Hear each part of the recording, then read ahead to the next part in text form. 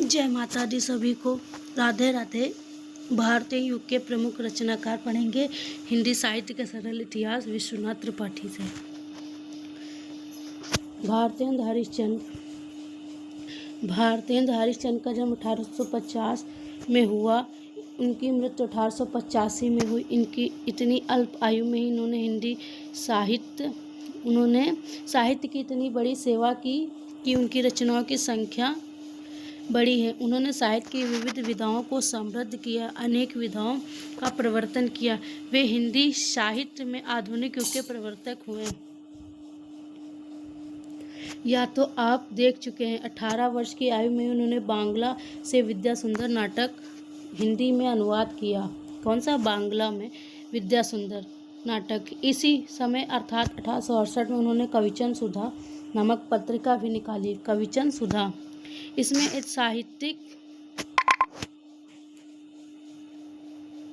साहित्यिक रचना तो होती ही थी, सामाजिक, आर्थिक, राजनीतिक विचार टिप्पणी भी होती थी। इसी पत्रिका में उन्होंने विलायती कपड़े के बहिष्कार की अपील और ग्राम गीतों के संकलन की योजना प्रकाशित की थी। 1873 में उन्होंने हरिश्चंद्र मैगजीन नामक मासिक पत्रिका निकाली। 1873 में उन्होंने हरिश्चंद्र मैगजीन नामक पत्रिका निकाली। इस पत्रिका का प्रकाशन कितना महत्वपूर्ण है यह इसी से समझा जा सकता है कि स्वयं भारतेंद्र के अनुसार हिंदी नई चाल में ढली।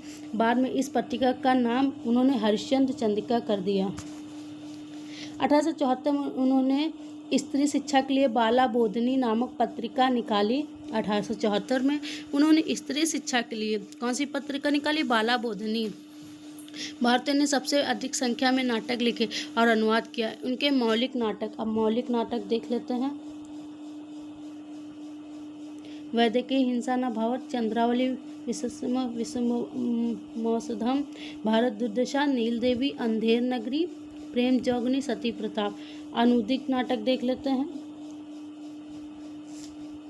विद्यासुंदर, पाखंड विडंबन, धनंजय विजय, कपूर मंजरी, मुद्रा राजा, सत्य हरिश्चंद्र, भारत जननी।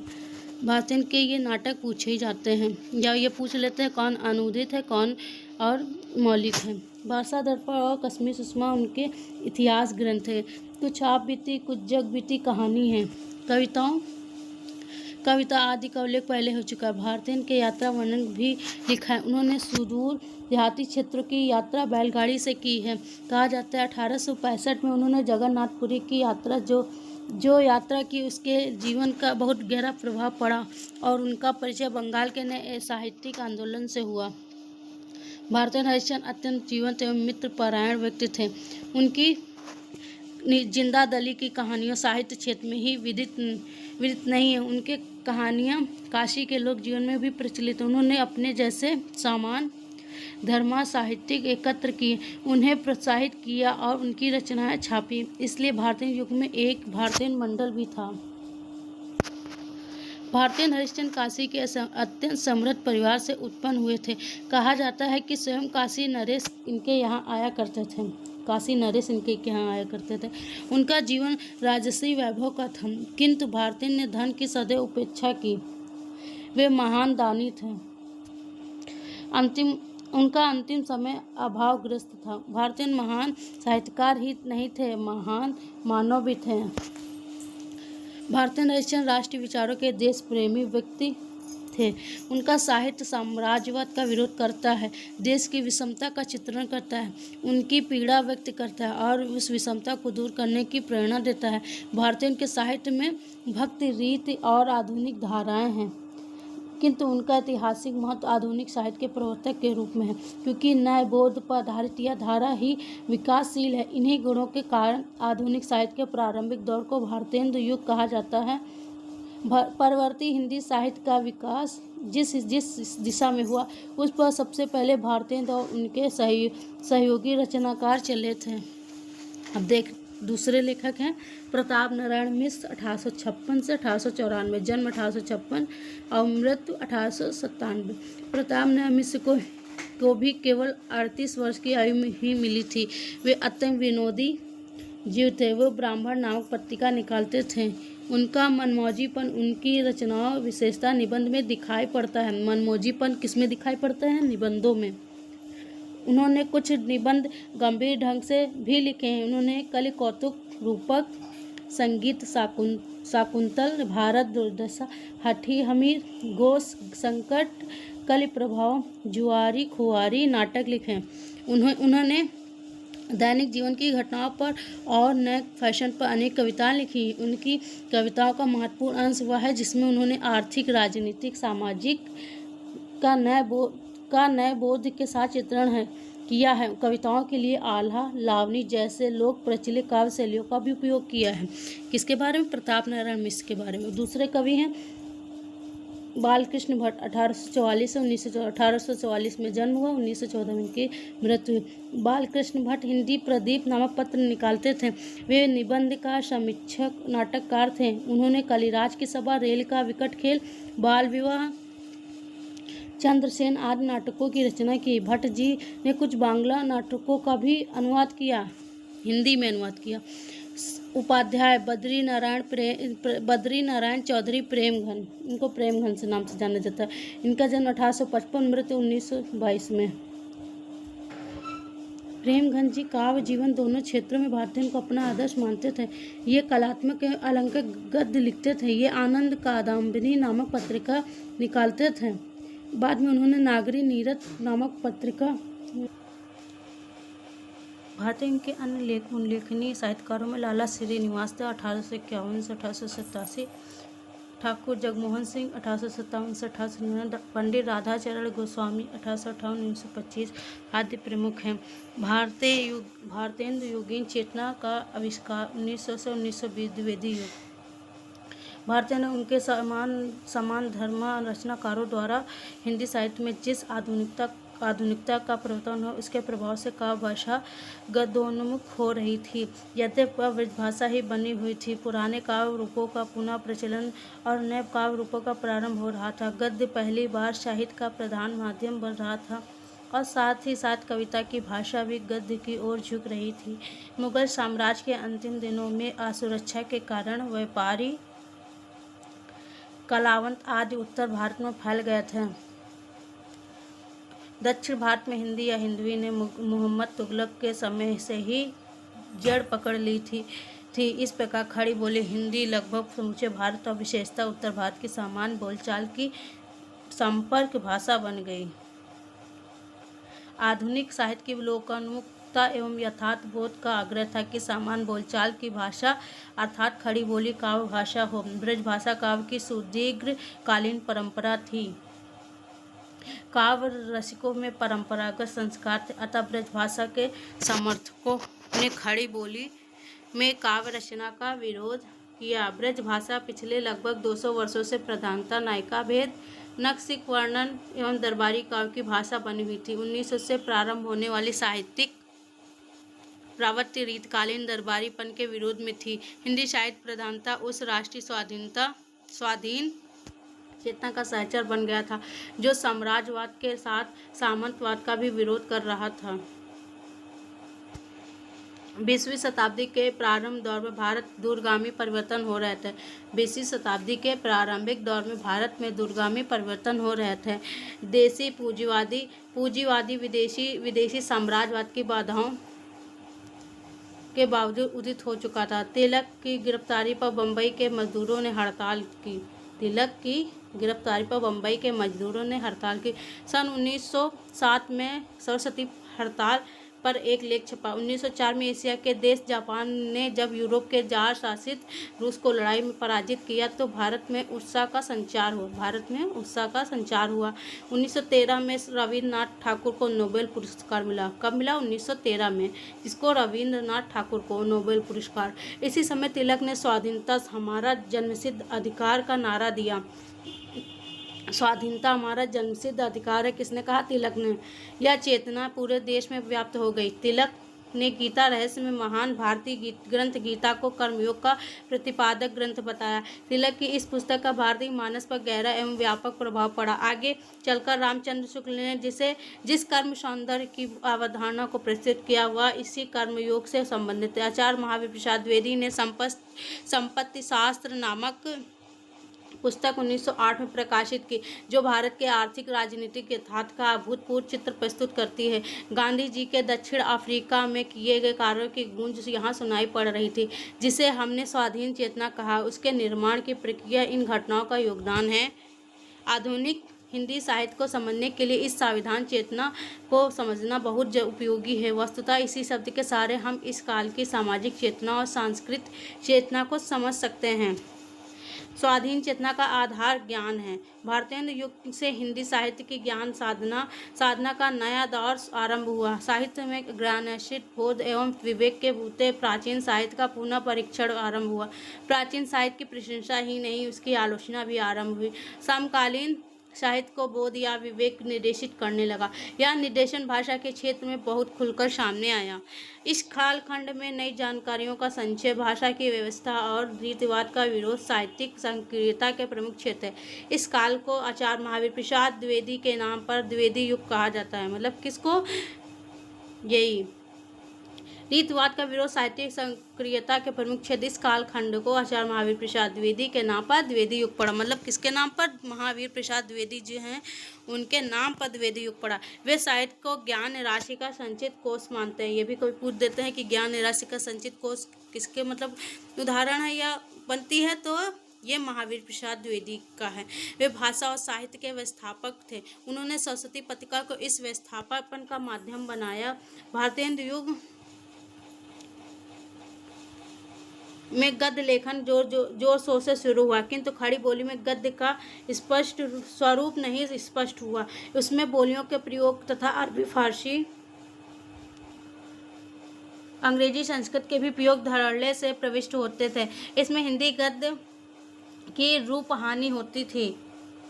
आचार्य महावीर प्रसाद द्विवेदी ने विभक्तियों, विराम चिन्हों के प्रयोग से समानार्थक अनेक रूपों में व्यवहार से उत्पन्न अस्पष्टता को दूर करने का प्रयास किया। मतलब महावीर प्रसाद द्विवेदी जी हैं, विभक्तियों, विराम चिन्हों के प्रयोग एवं समानार्थक अनेक रूपों के व्यवहार से उत्पन्न अस्पष्टता को दूर करने का प्रयास किया। पंडित रामचंद्र शुक्ल के शब्दों में सरस्वती के संपादक के रूप में उन्होंने आई हुई पुस्तकों को भीतर व्याकरण की भाषा की अशुद्धियां दिखाकर लेखकों को बहुत कुछ सावधान कर दिया। यद्यपि कुछ हठी और अनाड़ी लेखक अपनी भूलों और गलतियों का समर्थन तरह तरह की बातें बनाकर कर रहे हैं, पर अधिकतर लेखकों ने लाभ उठाया। लिखते समय व्याकरण आदि का पूरा ध्यान देने लगे। गद्य की भाषा पर द्विवेदी जी के शुभ प्रभाव का स्मरण जब तक भाषा के लिए शुद्धता आवश्यक समझी जाएगी। देखो, गद्य की भाषा द्विवेदी जी के शुभ प्रभाव का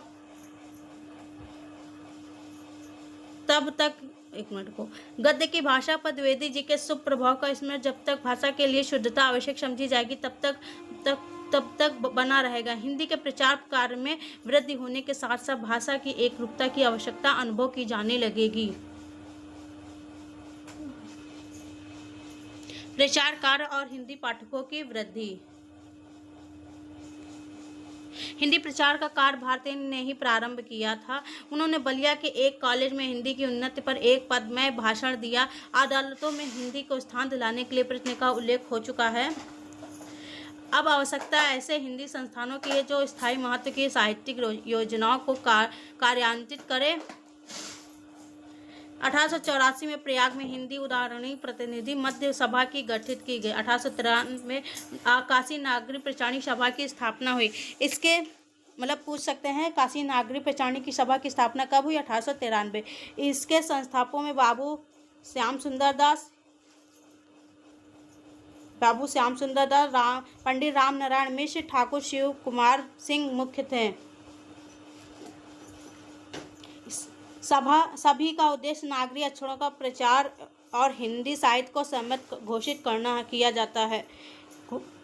ने हिंदी साहित्य की सर्वांगीण उन्नति के लिए जो कार्य किए वे सर्वविदित हैं। प्राचीन हस्तलिखित पुस्तकों की खोज, उत्कृष्ट महत्वपूर्ण साहित्य का प्रकाशन, हिंदी शब्द सागर, हिंदी व्याकरण, हिंदी साहित्य का इतिहास जैसे ग्रंथों का प्रकाशन नागरिक प्रचारणी सभा द्वारा ही किया। मतलब हिंदी शब्द सागर, हिंदी व्याकरण, हिंदी साहित्य का इतिहास जैसे ग्रंथों का प्रकाशन नागरिक प्रचारणी सभा द्वारा ही हुआ। पूछ सकते हैं। छापखानों के कारण पुस्तक प्रकाशन व्यवसाय भी बन गया। बांग्ला आदि देशी भाषाओं, अंग्रेजी से अनुदित उपन्यासों, समाचार पत्रों, साहित्यिक पत्रिका आदि को पढ़ने वाले की संख्या बढ़ गई। ऐसी स्थिति में भाषा की व्यवस्था का प्रश्न उठाना स्वाभाविक है। अंग्रेजी, बांग्ला, प्रादेशिक बोलियों आदि का प्रभाव खड़ी बोली हिंदी पर विविध रूपों में एक साथ पड़ रहा था। इससे हिंदी के स्वरूप की हानि हो रही थी। आचार्य महावीर प्रसाद द्विवेदी ने हिंदी भाषा में एक व्यवस्था स्थापित करने का प्रयास किया। इस प्रकार उनके हाथों की ऐतिहासिक आवश्यकता की पूर्ति हुई। सरस्वती का संपादन द्विवेदी, महावीर प्रसाद द्विवेदी ने 1903 को संभाला। मतलब सरस्वती पत्रिका जो थी उसका संपादन महावीर प्रसाद द्विवेदी ने सन 1903 में संभाला। उन्होंने हिंदी पाठकों को अनेक विषयों की जानकारी देना आरंभ किया। सरस्वती में जो लेख छपते थे उनके विषय विविध होते थे। द्विवेदी जी द्वारा संपादित सरस्वती 20वीं शताब्दी के प्रारंभिक चरण का विश्वकोश है। पूछ सकते हैं, सरस्वती 20वीं शताब्दी के प्रारंभिक चरण का विश्वकोश है।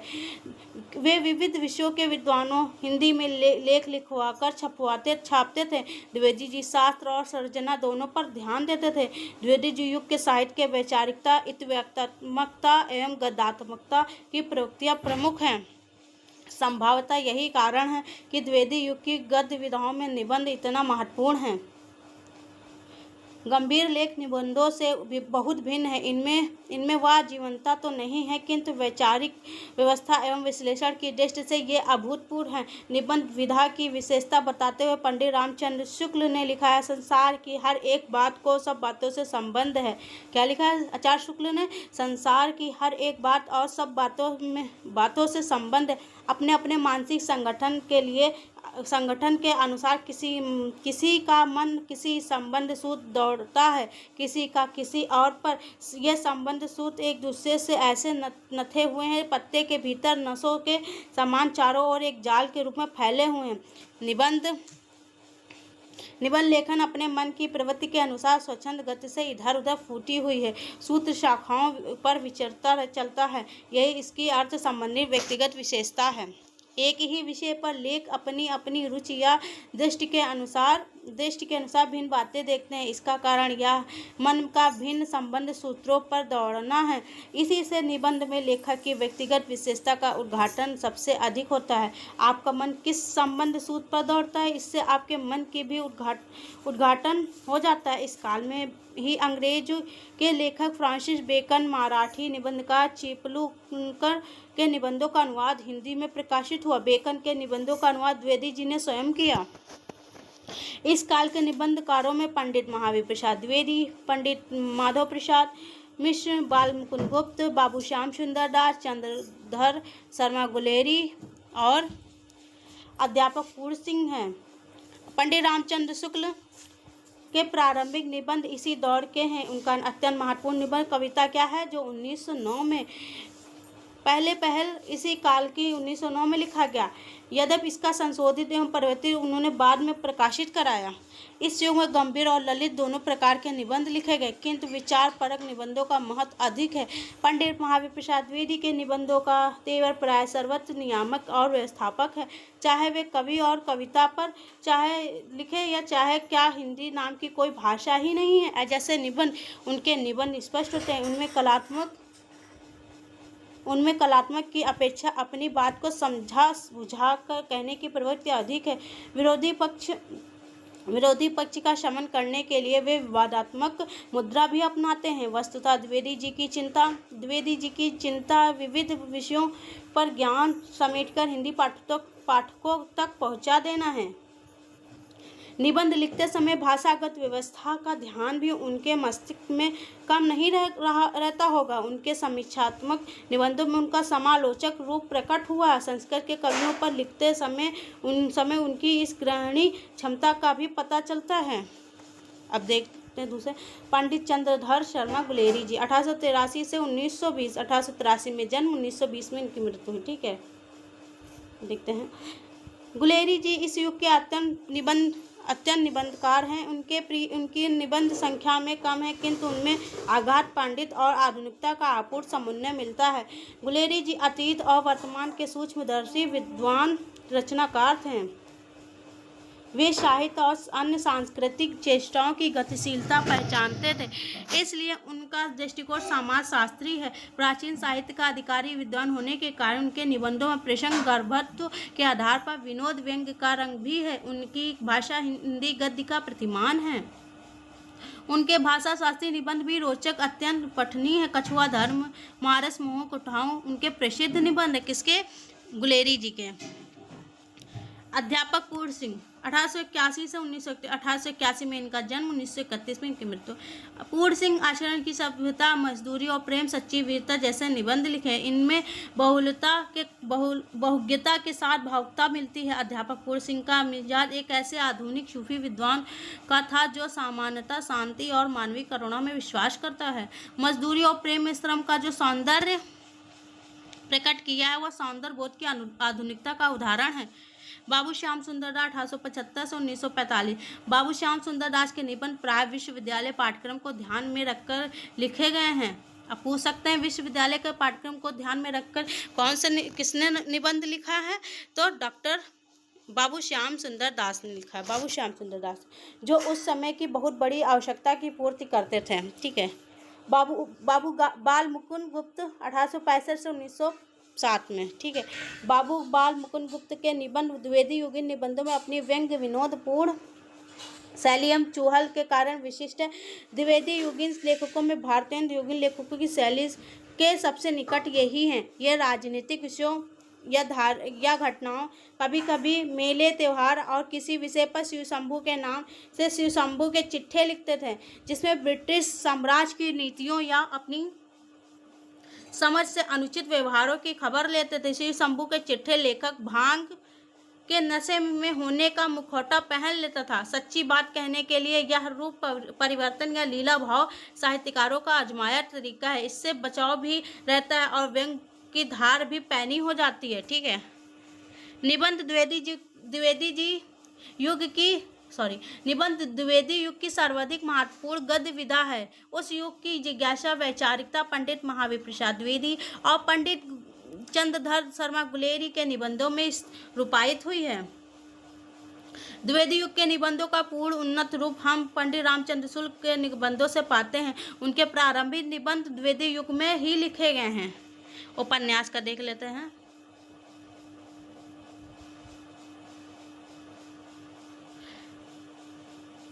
परीक्षा गुरु नामक हिंदी का पहला उपन्यास लाला श्रीनिवास दास ने भारतीय युग में ही लिख दिया था। देवकी नंदन खत्री का उपन्यास चंद्रकांता 1891 में प्रकाशित हो चुका था, किंतु हिंदी उपन्यासों की अवांछित परंपरा द्विवेदी युग से प्राप्त हुई। प्रारंभ हुई। यद्यपि इस काल में के उपन्यासों में भी मध्यकालीन कथाओं का प्रभाव ज्यादा है। वस्तुतः कथा साहित्य की दृष्टि से द्विवेदी युग प्रेमचंद पूर्व युग है।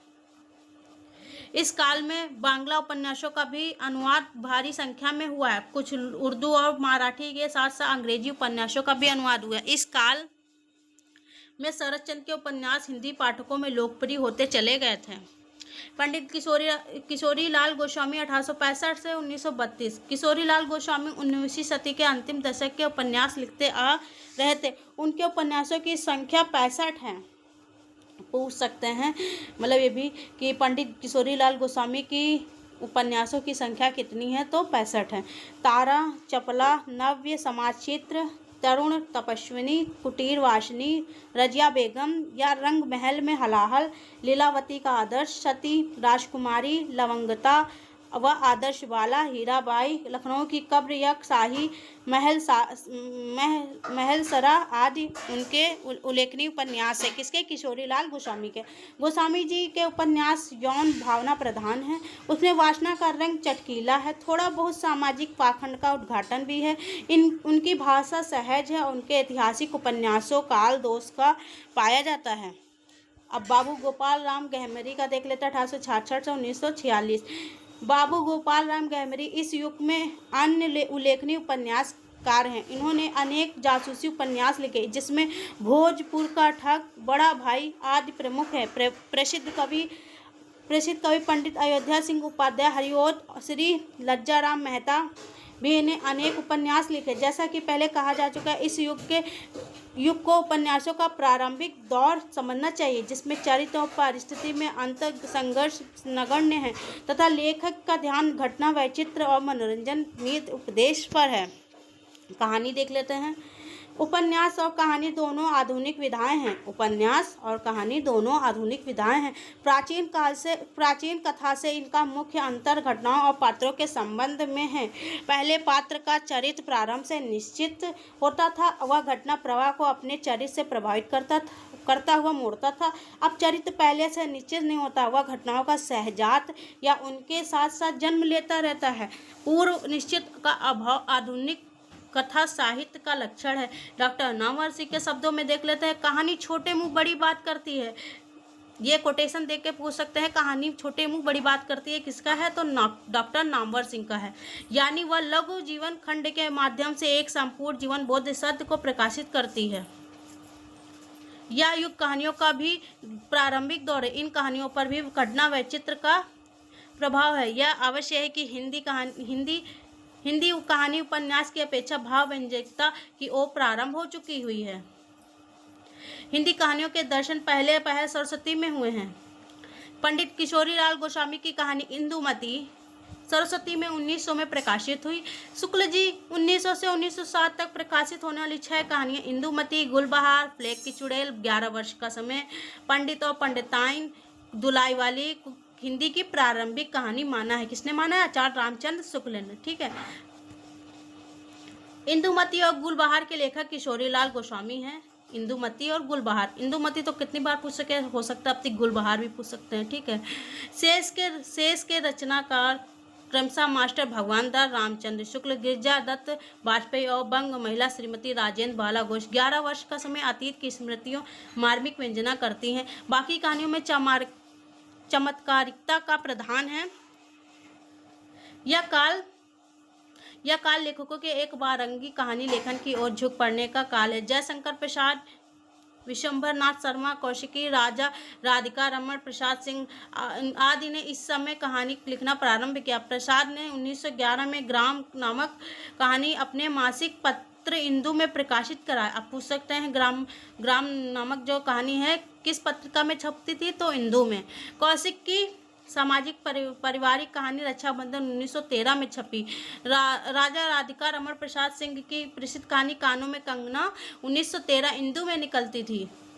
हास्य रस के कहानी लेखक जीपी श्रीवास्तव की पहली कहानी 1919 में छपी। हास्य रस के कहानी लेखक जीपी श्रीवास्तव की पहली कहानी 1919 में छपी। हिंदी कहानी सामाजिकता पारिवारिकता की व्यापक भाव भूमि पर प्रतिष्ठित हो रही थी।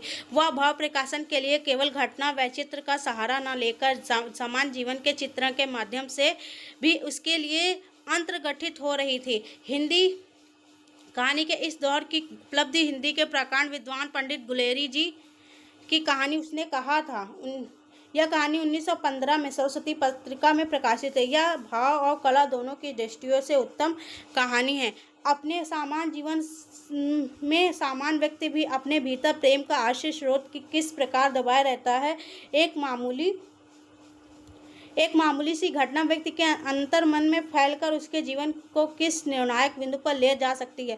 प्रेम की सात्विकता मनुष्य को कितनी उच्च भाव भूमि पर ले जा सकती है, यह इस कहानी में व्यक्त है। इसमें घटना सहज ऋजु मार्ग पर नहीं चलती, वक्र मार्ग पर चलती है। यानी घटनाक्रम काल क्रम पर नहीं, मनोभाव भूमि के अनुसार व्यवस्थित है। शुक्ल जी ने इस कहानी में यथार्थवाद देखा है और यह आकस्मिक नहीं। प्रेमचंद की कहानी लगभग इसी से समय प्रकाशित होने लगी थी।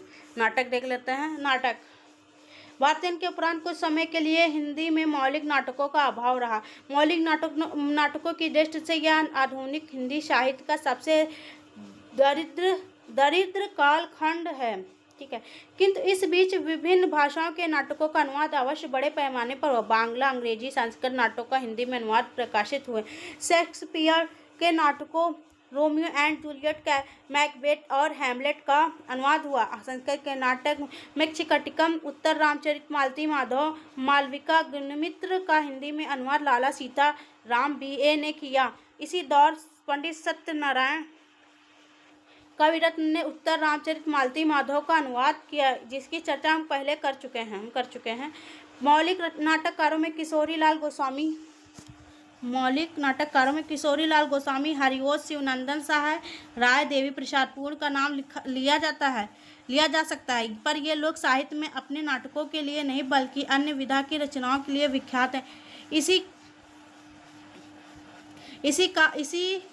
से काल में मौलिक नाटकों की स्थिति का पता चलता है। पंडित किशोरीलाल गोस्वामी के नाटकों में उल्लेखनीय नाम चौपट, चपेट और मयंक मंजरी पहला प्रेषण है और दूसरा अति सामान्य कोटि का नाटक हरिओस, रुक्मणी परिणय और प्रद्युम्न विजय वयोग है। शिवनंदन सहाय के नाटक का नाम सुदामा। पूर्णजी चंद्रकला भानुकुमार नाटक लिखा। समालोचना। भारतीय काल में पुस्तक समीक्षा का सूत्रपात हो चुका था। भारतीय के नाटक पर जो निबंध लिखा उसे समालोचना के अंतर्गत मानना चाहिए। किसी एक ही की रचनाकार का गुण दोष दिखाने के लिए हिंदी आलोचना की पहली पुस्तक महावीर प्रसाद द्विवेदी की हिंदी कालिदास की आलोचना या कालिदास के ग्रंथों का जो अनुवाद लाला सीताराम BA ने किया, उसी की समीक्षा है। द्विवेदी जी ने कालिदास के मूल ग्रंथों पर नैषध चरित चर्चा, विक्रमक देव चरित चर्चा, कालिदास निरंकुशता पर विचार किया। कालिदास जैसे महान कवि के दोष निकाले जाए या प्रवृत्ति द्विवेदी जी के आविर्भूत न होने वाले व्यक्तित्व की सूचक है।